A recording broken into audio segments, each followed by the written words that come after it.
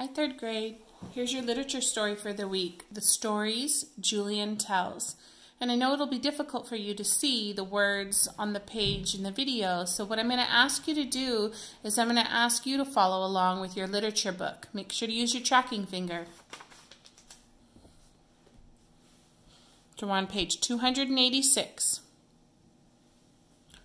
Gloria, who might be my best friend. If you ever have a girl for a friend, people find out and tease you. That's why I didn't want a girl for a friend. Not until this summer when I met Gloria. It happened one afternoon when I was walking down the street by myself. My mother was visiting a friend of hers, and Huey was visiting a friend of his. Huey's friend is 5, and so I think he is too young to play with. And there aren't any kids just my age. I was walking down the street feeling lonely. A block from our house, I saw a moving van in front of a brown house, and men were carrying in chairs and tables and bookcases and boxes full of I don't know what. I watched for a while, and suddenly I heard a voice right behind me. "Who are you?" I turned around, and there was a girl in a yellow dress. She looked the same age as me. She had curly hair that was braided into 2 pigtails with red ribbons at the ends. "I'm Julian," I said. "Who are you?" "I'm Gloria," she said. "I come from Newport. Do you know where Newport is?" I wasn't sure, but I didn't tell Gloria. "It's a town on the ocean," I said. "Right," Gloria said. "Can you turn a cartwheel?"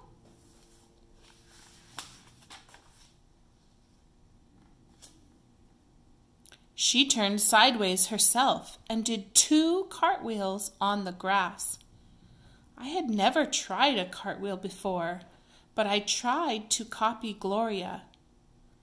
My hands went down in the grass. My feet went up in the air.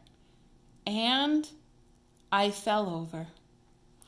I looked at Gloria to see if she was laughing at me. If she was laughing at me, I was going to go home and forget about her. But she just looked at me very seriously and said, "It takes practice." And then I liked her.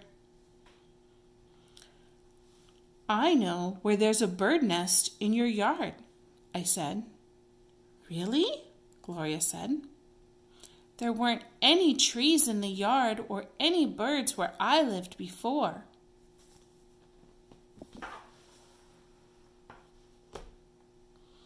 I showed her where a robin lives and has eggs. Gloria stood up on a branch and looked in. The eggs were small and pale and blue.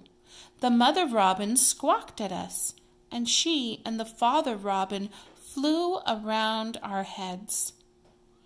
"They want us to go away," Gloria said. She got down from the branch, and we went around to the front of the house and watched the moving men carry 2 rugs and a mirror inside. "Would you like to come over to my house?" I said. "All right," Gloria said, "if it is all right with my mother." She ran in the house and asked. It was all right, so Gloria and I went to my house, and I showed her my room, and my games, and my rock collection. And then I made strawberry Kool-Aid, and we sat at the kitchen table and drank it.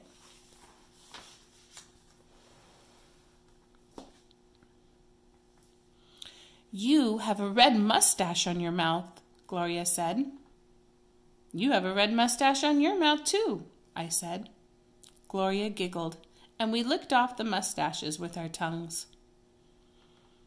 I wish you lived here a long time, I told Gloria. Gloria said, I wish I would too. I know the best way to make wishes, Gloria said. What's that? I asked.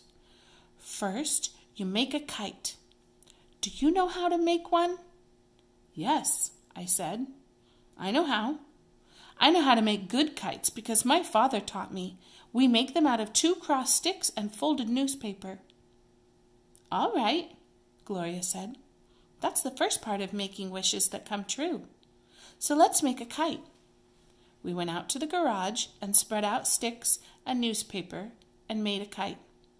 I fastened on the kite string and went to the closet and got rags for the tail. Do you have some paper and 2 pencils? Gloria asked. Because now we make the wishes.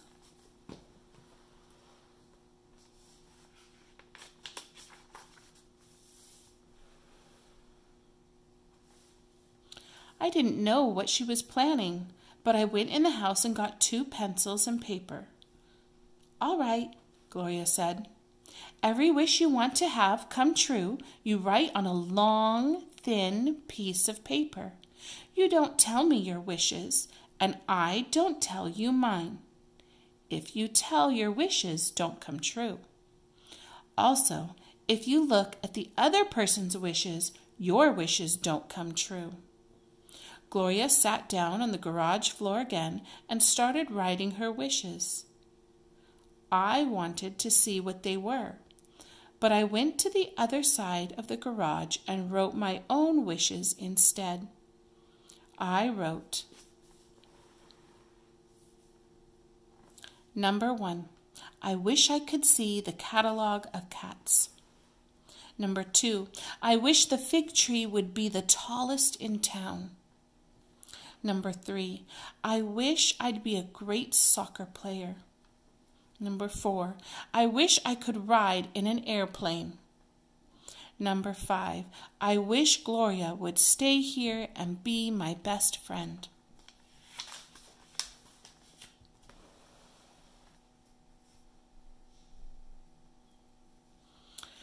I folded my 5 wishes in my fist and went over to Gloria.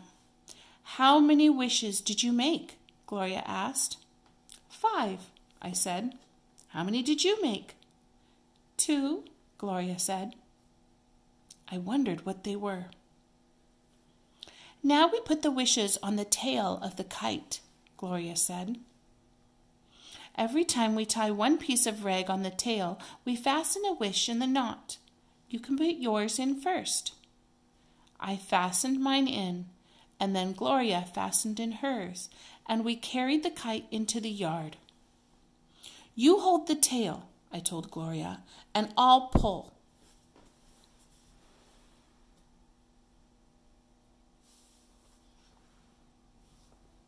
We ran through the backyard with the kite, past the garden and the fig tree, and went into the open field beyond our yard. The kite started to rise. The tail jerked heavily like a long white snake.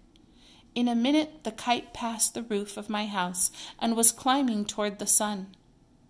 We stood in the open field, looking up at it. I was wishing I would get my wishes. I know it's going to work, Gloria said. How do you know? When we take the kite down, Gloria told me, there shouldn't be one wish in the tail. When the wind takes all your wishes, that's when you know it's going to work. The kite stayed up for a long time. We both held the string.